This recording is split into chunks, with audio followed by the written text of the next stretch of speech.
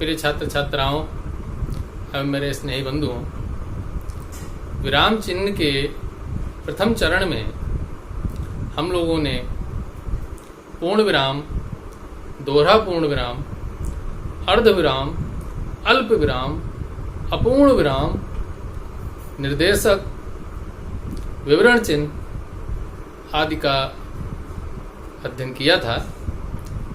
इस विराम चिन्ह के द्वितीय चरण में आइए शुरुआत करते हैं प्रश्न विराम या प्रश्नवाचक चिन्ह से। बंधुओं, प्रश्न विराम को ही प्रश्नवाचक चिन्ह भी कहते हैं और प्रश्नवाचक चिन्ह का जो संकेत है इस तरीके से बनाया जाता है।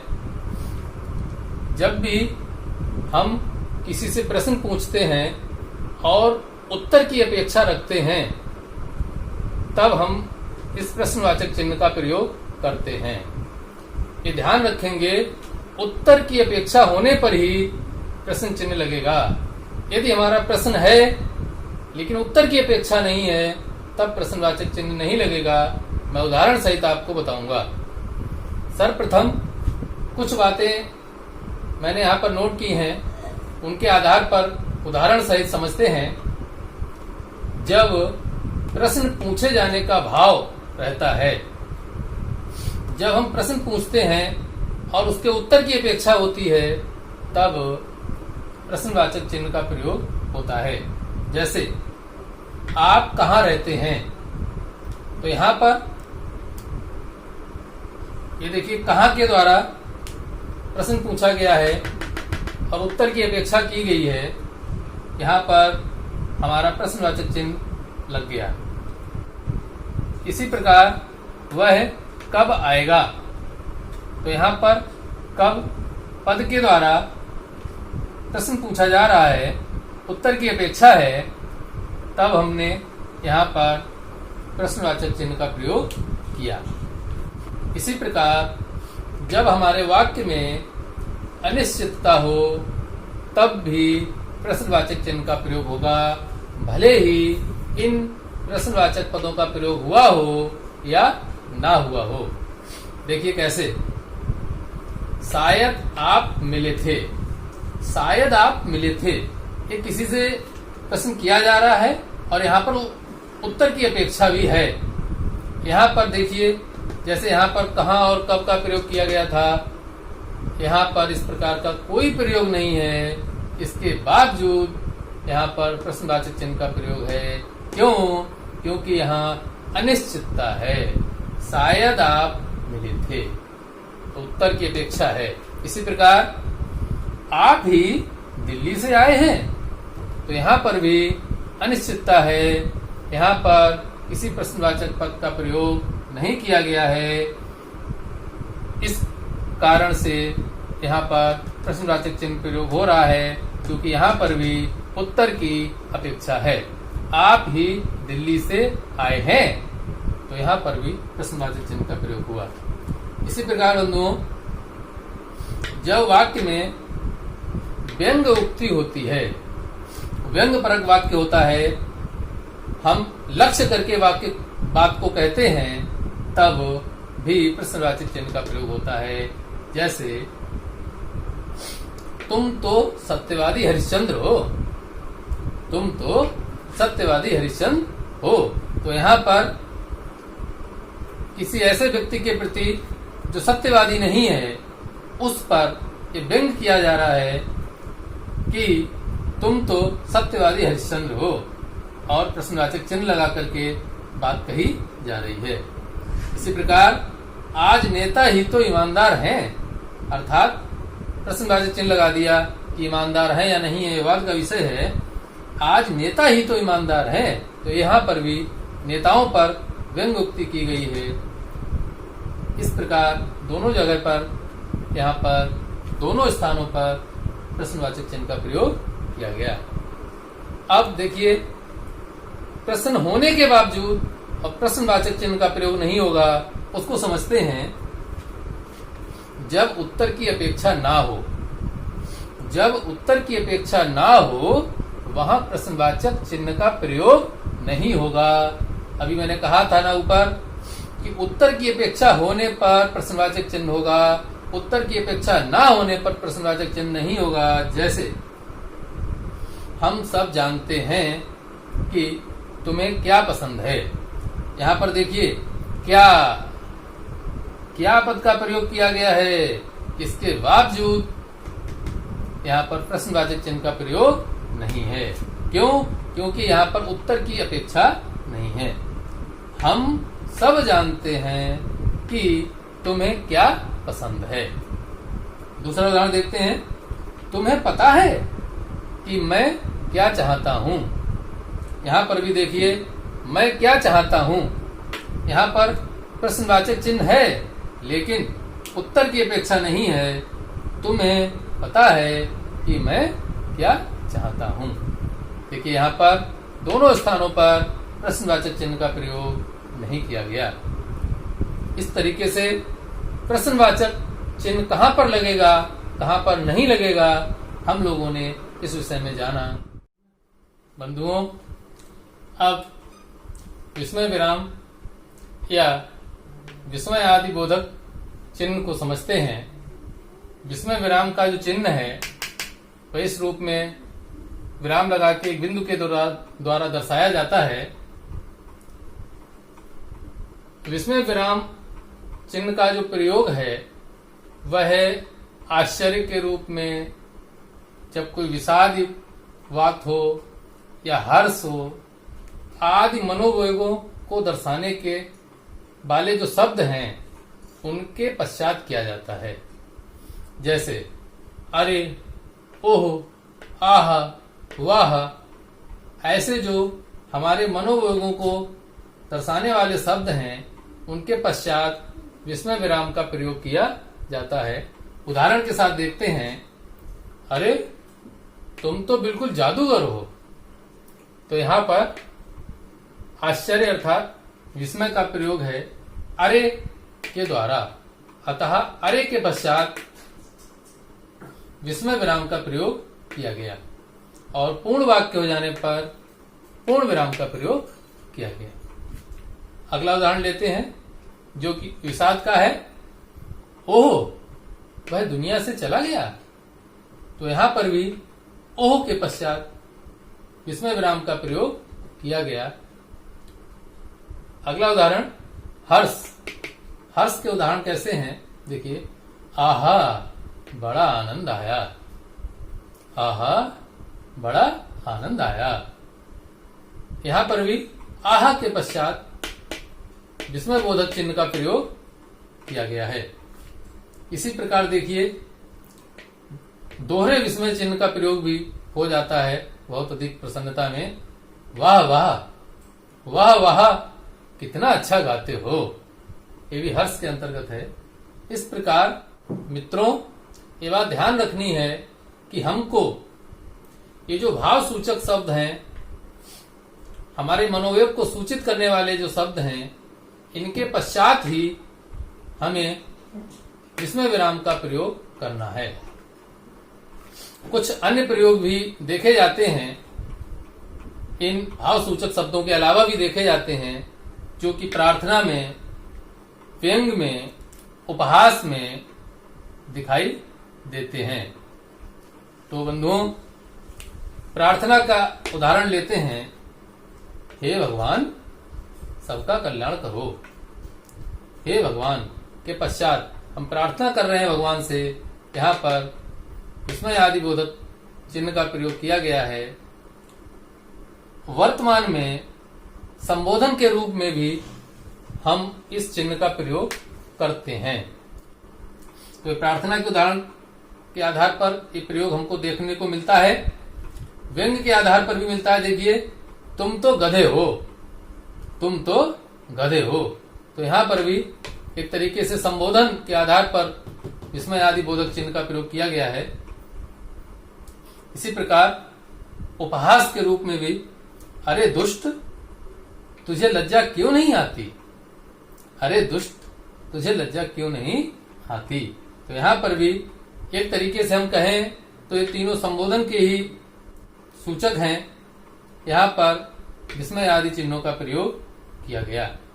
तो बंधुओं, विस्मय विराम अर्थात विस्मय आदि बोधक चिन्ह का प्रयोग हमने देखा, जिसका प्रयोग हमारे मनोवेग, हमारे भाव सूचक शब्दों के पश्चात करना चाहिए, ये हमको ध्यान रखना है। बंधुओं, अब योजक चिन्ह पर बात करते हैं। योजक चिन्ह को इस तरीके से दर्शाया जाता है। पिछले वीडियो में हम लोगों ने पढ़ा था निर्देशक चिन्ह, वो है योजक चिन्ह से थोड़ा बड़ा होता है। निर्देशक चिन्ह से थोड़ा छोटा बनाना है योजक चिन्ह को, ये बात ध्यान रखनी है। योजक चिन्ह का प्रयोग कहाँ कहाँ करते हैं, पहले देखते हैं सामासिक पदों में। बंधुओं, सामासिक पदों से तात्पर्य जब दो से अधिक पद होते हैं और उनको हम संक्षिप्त रूप देते हैं, उनका संक्षिप्तीकरण करते हैं, तब समास होता है। तो जब हम कोई पद लुप्त करके उसके स्थान पर योजक चिन्ह लगा देते हैं, उनके उदाहरण यहाँ पर देखिए। संस्कृत विभाग, संस्कृत का विभाग, क्या अर्थ निकला? संस्कृत का विभाग। यहाँ पर षष्ठी तत्पुरुष समास है,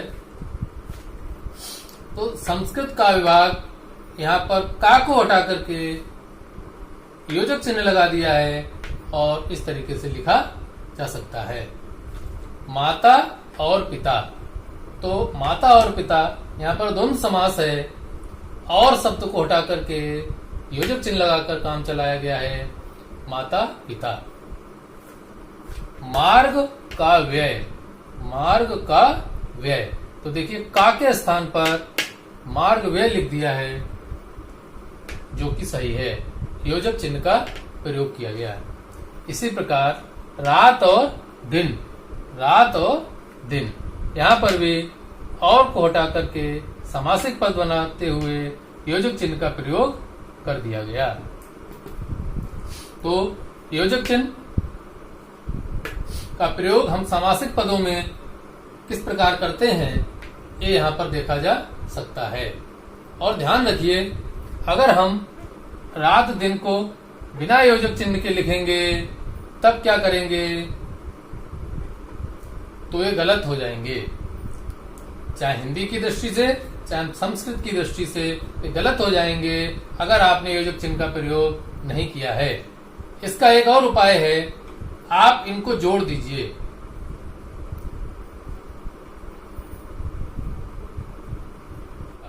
तो ऐसा भी कर सकते हैं। खैर, हम लोग यहाँ पर चिन्ह पढ़ रहे हैं, योजक चिन्ह। आगे विपरीतार्थक पदों में भी योजक चिन्ह का प्रयोग होता है।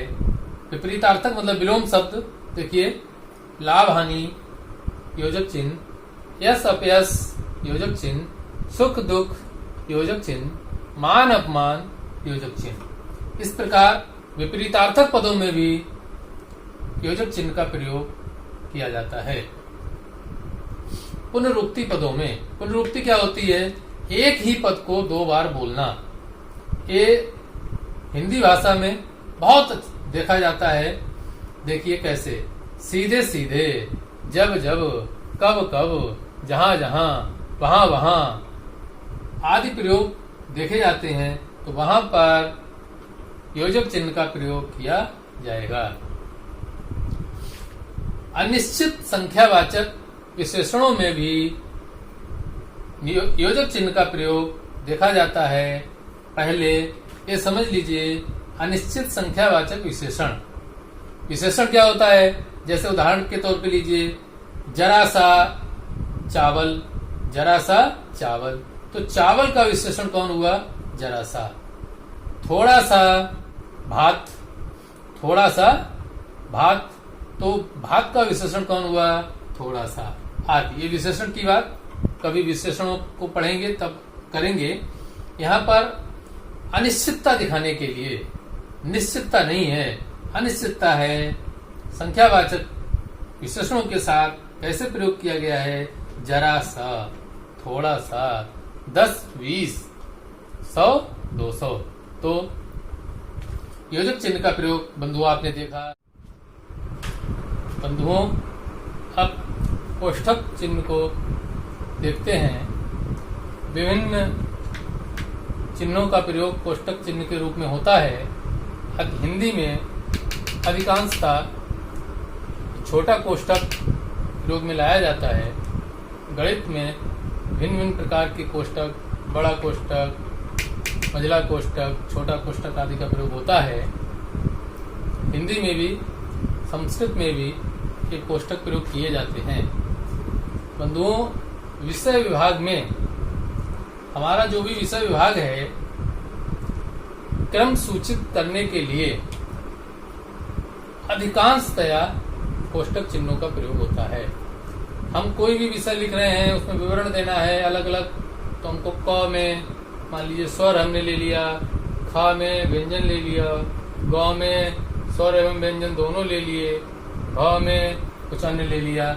इस प्रकार से हम संकेत करते हैं, क्रम सूचित करते हैं, चाहे वह अक्षरों का हो चाहे वह अंकों का हो, तो उन अक्षरों और अंकों को हम कोष्ठक चिन्ह में बंद कर देते हैं। इसी प्रकार समानार्थी शब्द अथवा वाक्यांश के साथ भी कोष्ठक चिन्हों का प्रयोग किया जाता है। देखिए, कभी कभी क्या होता है, हिंदी में लिखते हैं और अंग्रेजी में वह शब्द ज्यादा विख्यात है, तो हम अंग्रेजी का शब्द कोष्ठक में लिख देते हैं। कोष्ठक को अंग्रेजी में हम लोग ब्रैकेट भी कहते हैं।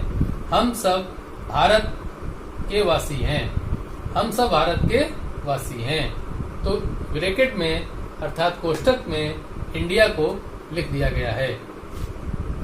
एक बात ध्यान रखेंगे, कभी भी हम कोष्ठक चिन्ह का जब प्रयोग करेंगे और उसके अंदर जो लिखेंगे उसका वाक्य से कोई संबंध नहीं होता है, ये ध्यान रखेंगे, क्योंकि हमारा वाक्य बिना कोष्ठक के पूर्ण होना चाहिए। जैसे हम सब भारत के वासी हैं, अर्थात कोष्ठक की बात को हटा दें तो वाक्य में परिवर्तन नहीं आना चाहिए। इसी प्रकार कुछ इस प्रकार से भी हम कोष्ठक चिन्हों का प्रयोग देखते हैं। जैसे व्याकरण में रवि धन इंद्र, रविंद्र बनता है, तो आगे कोष्ठक में दर्शा दिया जाता है दीर्घ संधि। इस तरीके से असंख्य उदाहरण बनेंगे कोष्ठक चिन्हों के। एक अन्य उदाहरण इस प्रकार से भी देखने को मिल सकता है कभी भी, सदा सत्य की विजय होती है, अथवा कोई अन्य वाक्य हो सकता है।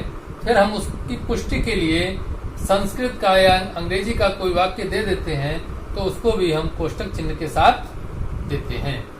तो बंधुओं, कोष्ठक चिन्ह का प्रयोग बहुत व्यापक है और बहुतायत से किया जाता है। संक्षिप्त रूप से कुछ बातों के उदाहरण मैंने आपके सामने दिए।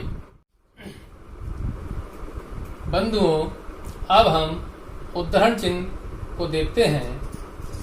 उद्धरण चिन्ह का ही दूसरा नाम अवतरण विराम भी है।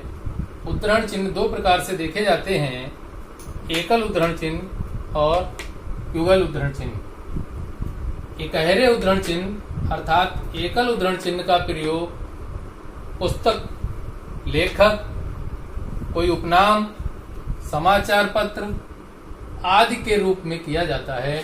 जब हम अपने वाक्य में इनका प्रयोग करते हैं तो उनको अलग से दिखाने के लिए इन्वर्टेड कामाज अर्थात एकल उद्धरण चिन्ह का प्रयोग करते हैं। जैसे अमर उजाला और दैनिक जागरण हिंदी समाचार पत्र हैं। यह एक वाक्य है, अमर उजाला दैनिक जागरण। तो अमर उजाला एक समाचार पत्र है, इसको एकल उद्धरण चिन्ह से बंद किया गया है, और वैसे ही दैनिक जागरण समाचार पत्र को एकल उद्धरण चिन्ह से दर्शाया गया है। महाभारत सबसे बड़ा महाकाव्य है, तो महाभारत को अलग से दर्शाने के लिए इन्वर्टेड कामाज का प्रयोग किया गया, और वो एकल इन्वर्टेड कामा अर्थात एकल उद्धरण चिन्ह का प्रयोग किया गया, और पूर्ण वाक्य के अंत में पूर्ण विराम का प्रयोग किया गया। कालिदास, कुछ समय के लिए रुकना होगा, प्रकृति के पुजारी हैं। तो कालिदास कवि हैं, उनके नाम को इन्वर्टेड कामा अर्थात एकल उद्धरण चिन्ह से दर्शाया गया है।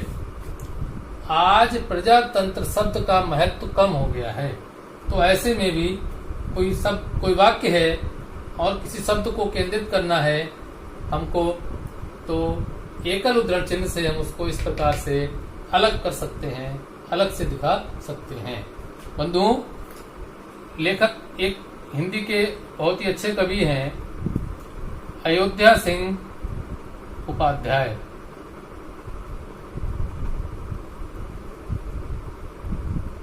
अयोध्या सिंह उपाध्याय। अब इनका एक उपनाम भी है, क्या नाम है? हरिओद। तो अगर इनका नाम इस तरीके से दर्शाना है, अयोध्या सिंह उपाध्याय हरिओद, तो हरिओद को, जो कि उनका उपनाम है, को एकल उद्धरण चिन्ह से दर्शाया जाएगा। इस प्रकार दोहरे उद्धरण चिन्ह को हम कहां पर प्रयोग करते हैं, उसके लिए कोई महत्वपूर्ण कथन हो, दोहरे उद्धरण चिन्ह का प्रयोग कोई महत्वपूर्ण कथन हो, कोई कहावत हो, कोई सूक्ति हो, कोई बड़ा खंड हो, किसी पुस्तक का ज्यों का त्यों हमको दिखाना हो, तब हम दोहरे उद्धरण चिन्ह का प्रयोग करके अपनी बात को कहेंगे। यहाँ पर वाक्य है, उठो उठो हे वीर, आज तुम निद्रा त्यागो, की व्याख्या कीजिए। मान लीजिए एक पूरा वाक्य है, तो ये एक कविता का अंश है, तो ऐसे वाक्य को ज्यों का त्यों यहाँ लिखा गया है, इसको दोहरे उद्धरण चिन्ह से दर्शाया गया है। वैसे ही मानव शरीर नश्वर है, हम सब जानते हैं। यह एक प्रसिद्ध कथन है और उस कथन को दिखाने के लिए दोहरे उद्धरण चिन्ह का प्रयोग किया गया है। ऐसे ही सूक्ति, सत्यमेव जयते नान्यतम, सत्य की विजय होती है, झूठ की नहीं, मुंडक उपनिषद से लिया गया है। तो इस वाक्य को पूर्ण वाक्य के अंत में विराम का चिन्ह और सूक्ति को इन्वर्टेड कामाज में अर्थात दोहरे उद्धरण चिन्ह से, दोहरे अवतरण विराम से दर्शाया गया है। तो बंधुओं, उद्धरण चिन्ह का प्रयोग कहीं पर भी हम एकल और कहीं पर भी युगल चिन्ह का प्रयोग कर देते हैं, ऐसा नहीं करना चाहिए। ये बहुत बड़ा अंतर है दोनों में, इसको हमने यहाँ पर जाना। बंधुओं, लाघव विराम अथवा संक्षेप सूचक, जो कि एक बिंदु के द्वारा दर्शाया जाता है, बहुत प्रयोग होता है भाषा में। देखिए कैसे, bachelor of arts BA, master of arts MA, इस प्रकार हम शॉर्ट में लिख देते हैं। इसी प्रकार PhD, डॉक्टर, पंडित, सरस्वती विद्या मंदिर, और इसी प्रकार अगर हम रामचरितमानस, इस तरीके से हम लोग प्रयोग करते हैं। किसका? लाघव विराम का। इसी प्रकार एक अन्य विराम चिन्ह है, इसको बोलते हैं त्रुटि विराम चिन्ह, और बहुत ही अच्छा एक नाम है इसका, हंस पद। हंस के चरणों की तरह ये होता है। इस चिन्ह का प्रयोग ऐसे किया जाता है। और कभी भी कोई वाक्य लिखते हैं और उस वाक्य को लिखते समय मध्य में कोई शब्द छूट जाता है, तब इस चिन्ह को बना करके उसी वाक्य के ऊपर हम उस छूटे हुए शब्द को लिख देते हैं या हाशिया में आकर लिख देते हैं। जैसे एक उदाहरण यहाँ पर हमने लिया है, वह नहीं गया। तो यहाँ पर एक शब्द छूट गया था, आज। वह आज नहीं गया, तो क्या करना है? हंस पद का चिन्ह बनाया, अर्थात त्रुटि विराम का चिन्ह बनाया, और हमने वहीं पर ऊपर लिख दिया आज।